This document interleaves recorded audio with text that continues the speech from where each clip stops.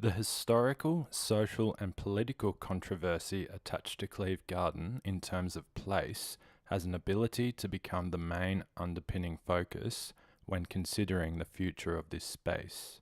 As Professor of Urban Policy Ed Blakey explains, most people's judgments are formed by the past, not the future. Whilst this theory aligns well to the lens of urban policy and urban design in Cleve Garden, it is important to trace and understand the history as it has led to the current tangible conditioning of the landscape. Cleve Garden once performed as a place for an organic society, a self-named collective known as Parkies, made up of Indigenous and Caucasians alike. Most of the Parkies were living between community housing or were homeless.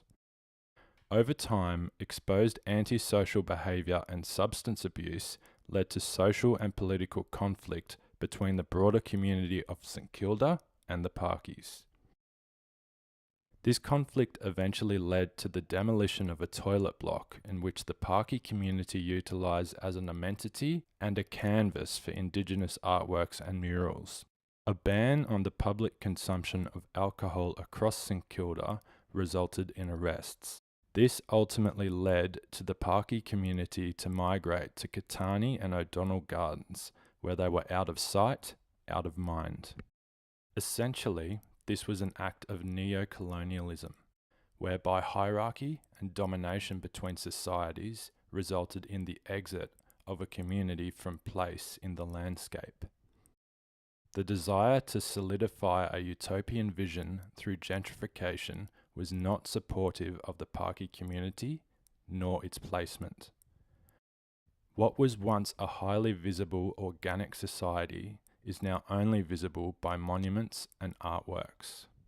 Whilst respectfully honouring historical communities and their mobility in the landscape is important, monuments are a tangible gesture of remembrance. It is the communities and/or people in which monuments represent that activates place in the landscape. It is the people that make place. Social ecology, as I picked up the term, meant that there is a relationship between humanity and nature, or the natural world more properly, a relationship between humanity and nature, the natural world, that is an extremely close one. More precisely, that what the fate of the natural world to a very great extent, and by the natural world I mean the biosphere, I mean the living world. I do not mean that rock called the moon. I mean life, and life in all its interconnections and ecosystems, as they're called. That world of life, which has been an evolving process for the greater part of 4 billion years, and most rapidly within the past billion years, even less, that world of life is profoundly affected by social developments.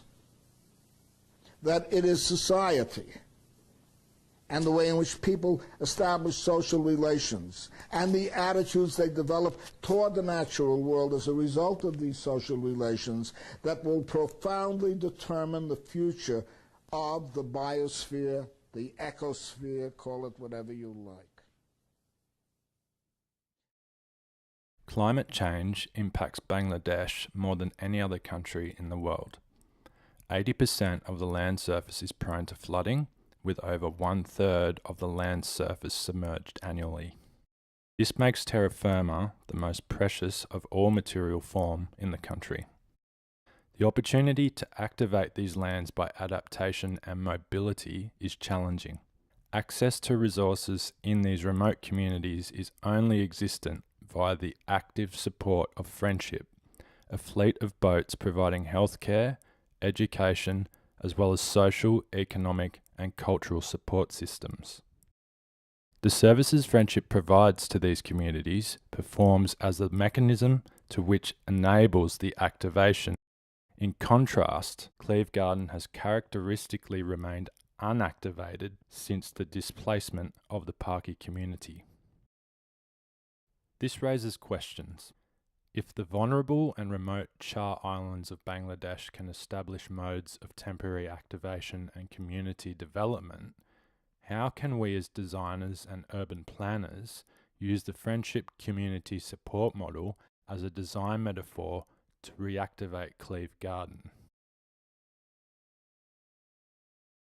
By engaging in a tactical urbanism approach opens the opportunity to engage in a real-time organic experiment which encourages the multifaceted communities of St Kilda to encourage and express their own interests as users of public space in Cleve Garden and Greater St Kilda. The core intentions behind the project are to provide a temporary space in which communities can interact and inspire conversation, generating data to gain a better understanding of the potential future of urban placemaking. The temporary activation of the southeast corner of Cleve Garden acts as a visual catalyst to pedestrian flow points, while also respecting the spatial aspect of Indigenous cultural art installations on site. The main structural components comprise of a series of pop-up pavilions, planter components and modular seating, a simple, low-cost, low environmental impact design, leaving opportunities for additional components to be determined upon feedback from community interaction within the project. It is through the engagement of tactical urbanism parameters, designers and urban planners alike can test future theoretical frameworks of people and place.